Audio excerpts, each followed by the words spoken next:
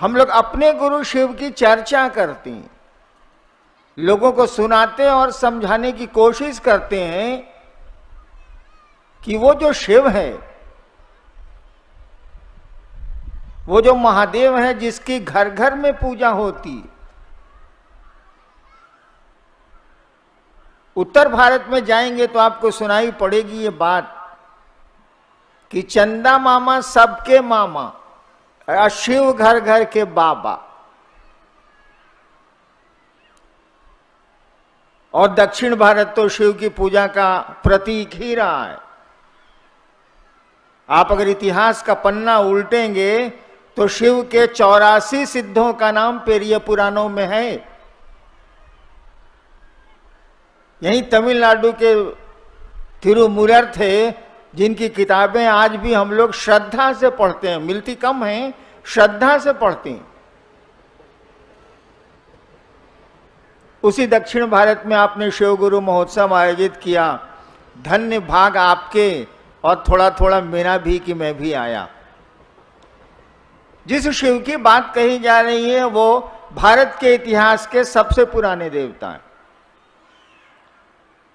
महादेव, शिव, जितना भी नाम है शिव से जुड़ा हुआ, वो भारत के इतिहास में सबसे पुराने देवता हैं।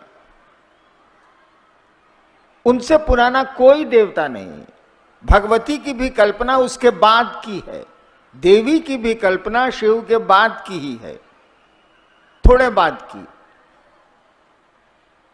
जिस शिव की पूजा सदियों से, कई हजार सालों से हमारे आपके घरों में हो रही है, तभी न वो हम लोगों के बाबा हैं।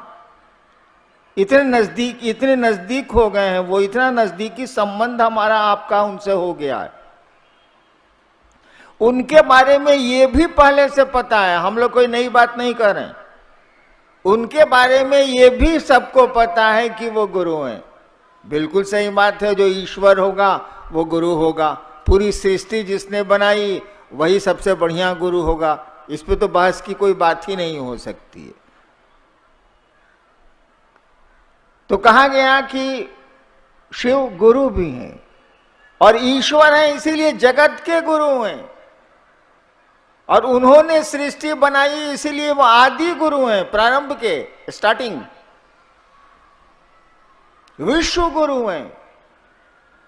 ये शब्द हमारे नहीं है, किताबों के हैं।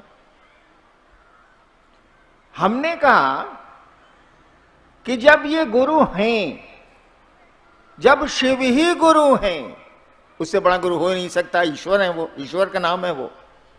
शिव को महेश्वर भी कहा गया है।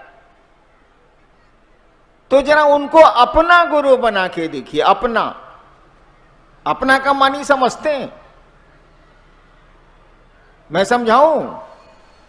बताइए, आप लोगों ने अपनी चप्पल कहां खोली? अरे भाई, हम नहीं गायब करेंगे, लेकिन कहीं तो खोली होगी। यहां तो पहन के मेरी तरह आए नहीं होंगे, काहे कि मैं विद्यार्थी भी था और पटना में गांधी मैदान में भाषण सुनने जाता था तो अपनी चप्पल ही खोल के उसी पर बैठ जाता था कि चोराबो। हम बैठिए अगर मैं तो चोरेबो कैसे? चिनिया बादाम खाता रहता था, भाषण सुनता रहता था जब पढ़ता था तब। और ये करीब करीब यहाँ 600 लोग हैं, मोर देन 600। मैं प्रशासन में रहा हूं, भीड़ की गिनती आती है। ये सारे लोग निकलेंगे और इनको अपनी चप्पल मिल जाएगी। इतनी भीड़ में रखे हुए चप्पलों के ढेर में हमको आपको अपनी चप्पल मिल जाती है। क्यों मिल जाती है? इसीलिए कि मन समझता है कि वो मेरी चप्पल है, मेरा जूता है, मेरा घर है, मेरा पैसा है, मेरी गाड़ी है, मेरी घड़ी है, ये मेरा है, ये मेरी माँ है, ये मेरा बेटा है, ये मेरे पिता हैं, ये मेरा। शब्द देखिए कैसा खतरनाक होता है।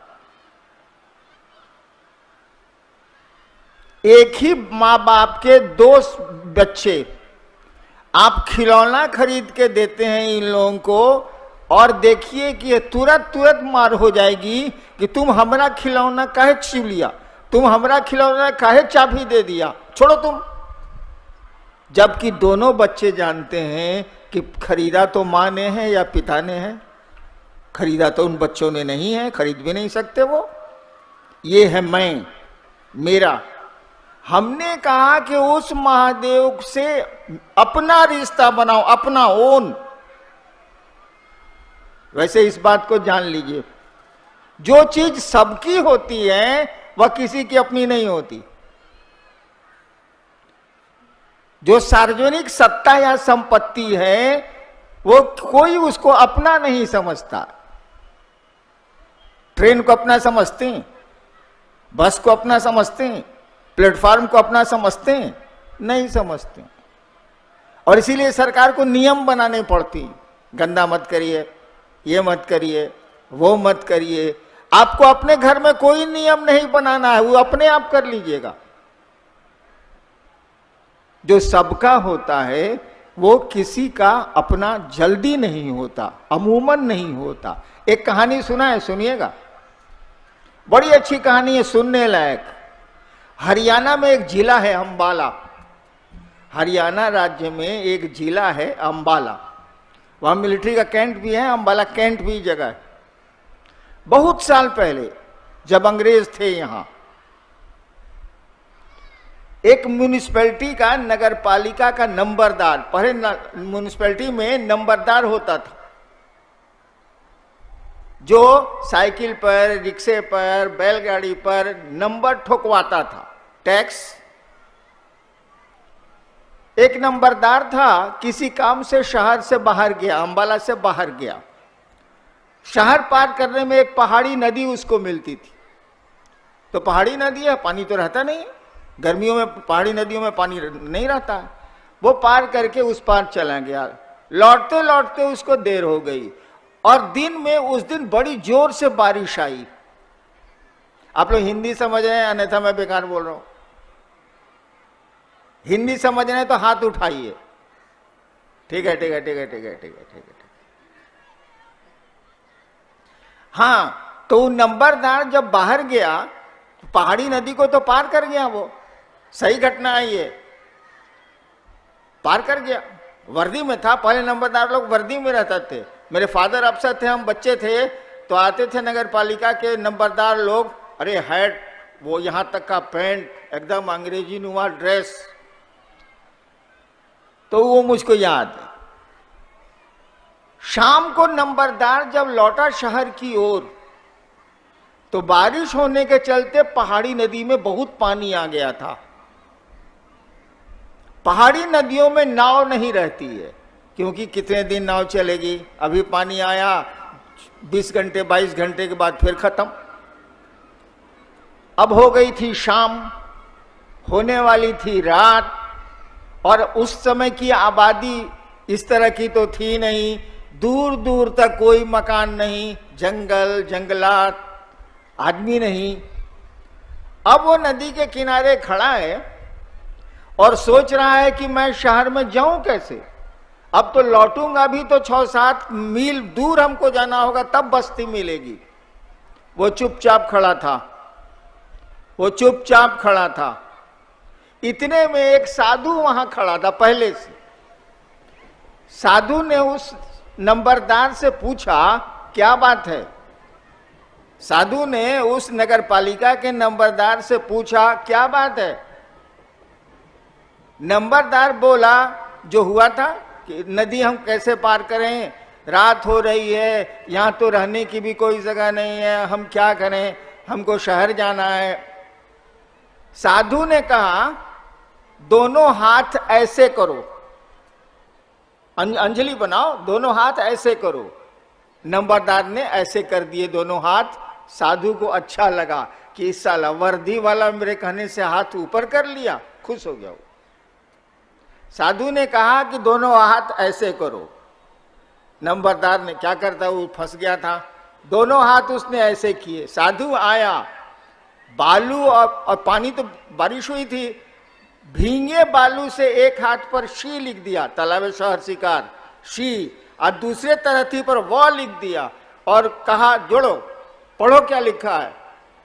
नंबरदार ने पढ़ा शिव, शी लिखा था, इस पर वो लिखा था, जोड़ दिया तो नंबरदार ने पढ़ा शिव।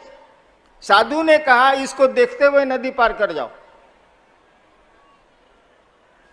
नंबरदार ने एक पांव नदी में डाले, पांव धंसा ही नहीं पानी में, चलता गया, नदी का पाट लंबा था, अब लगभग किनारा आ चुका था उस पार का। अब वो सोच रहा है नंबरदार कि वही शिव, ध्यान से सुनिएगा, वही शिव न है जिसको 4 बजे सुबह माँ आके पूजा करती है मंदिर में जाके, गांव का लोग भी तो वही लोग पूजा करता है, वही ना महादेव है जो शहर शहर गांव गांव में पूजा जाता है। बस इतना हुआ कि डूबने लगा। जब इतने पानी में डूब गया तब वो चिल्लाया। साधु देख रहा था, गाली दे के साधु ने कहा कि रे अपने शिव को छोड़, मेरे शिव को देख। सुन रहे हैं ये पंक्ति? साधु ने कहा रे अपने शिव को छोड़, कहे कि तुम्हारा शिव तो सबका है, हमारा शिव तो खाली हमरा है। साधु ने यही कहा, इतना नहीं बोला, वो इतना ही कहा, रे अपने शिव को छोड़, मेरे शिव को देख। बालू पे तो, हाथ पे तो कुछ लिखा था ही नहीं, पानी बालू था। ऐसे करके उसने हाथ फिर ऐसे किए, फिर ऐसे हाथ किए और वो पानी से बाहर आया और बाहर फिर पानी पत्थर हो गया, उसके लिए निकल गया। बताइए साधु ने क्यों कहा अपने शिव को छोड़, मेरे शिव को देख? काहे? नंबरदार का शिव तो था, माई का भी है, बाबूजी का भी है, गांव का भी है, शहर का भी है, दुनिया का भी है, सबका। लेकिन साधु का शिव क्या था? साधु का दिल धड़कता था अपने शिव के लिए। साधु का शिव उसका अपना शिव था, वो शेयर नहीं कर सकता था। मेरा शिव है तो मेरा शिव है, मेरा महादेव है तो मेरा महादेव है। आपका भी हो, कोई दिक्कत हमको नहीं है, लेकिन मेरा महादेव है। जैसे मेरी चप्पल है, मेरा खिलौना है, मेरा बेटा है, मेरी माँ है, मेरे पिता हैं। हमने कहा उस शिव को अपना गुरु बनाओ। हे शिव आप मेरे गुरु हैं, मेरे गुरु बनाने से नहीं होगा। हे शिव आप मेरे गुरु हैं, माई ओन गुरु, मेरे गुरु हैं आप। और इसीलिए पहले सूत्र को आप ध्यान से देख। सूत्र क्या है? ये जो आप लोग पढ़ते हैं 3 गो सूत्र, क्या है? कुछ नहीं है। अरे अपने मन को शिव के साथ लगाए रखने का 3 गो तरीका है और कुछ नहीं।